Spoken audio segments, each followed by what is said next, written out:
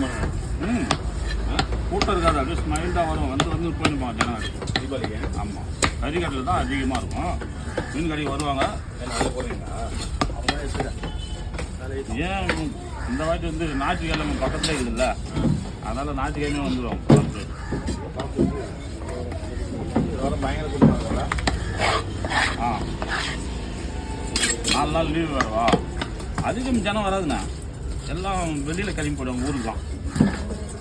வெள்ளி சனி சனி ஞாயிறு செவ்வாய் வெள்ளி